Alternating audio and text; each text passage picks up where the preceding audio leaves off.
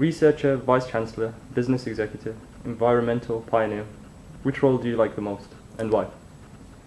That's a very unfair question. I think at heart I'm still a researcher. I'm really fascinated by new information, by new developments, and I still hugely enjoy that process of bringing information together from different places and drawing out new conclusions from it. And I would happily, in many ways, I would happily sit and do that. And actually that's why my work on the Committee on Climate Change, on looking at how we can reduce CO2, that kind of is what still appeals to the researcher inside me and gives me a little outlet to still do that. But who wouldn't want to run a university is one thing I'd say. I mean, who wouldn't want to be surrounded by young people full of energy, idealism, researchers full of ideas, doing exciting things, discovering new stuff, inventing things, analysing things. Who wouldn't want to be surrounded by all that kind of energy and commitment and enthusiasm? And also, who wouldn't want to watch young people moving through some very, very critical stages in their lives?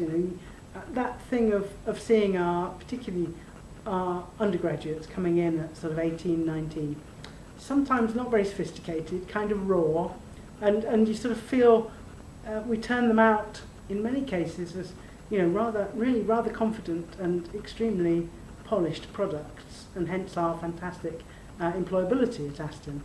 And I just think it's really great thinking that you run an organisation that is contributing in that very important way to people's lives, and hopefully helping to make them into happier, healthier, successful people who will earn more money and contribute to the economy, but actually also be much more complete people in themselves, because they'll be much more self-motivated and able to enjoy and use the information and the developments that go on around them in the world.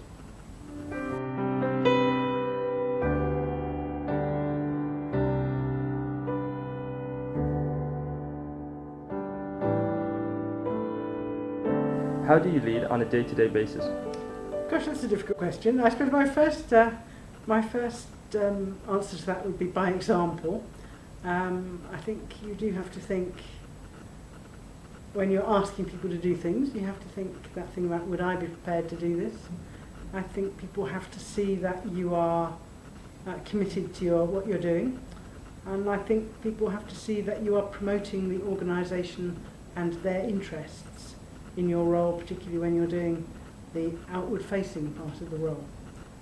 So, but I think, I actually do think you lead in this very visual way. I think you lead by painting pictures and then being consistent about how we get to that point.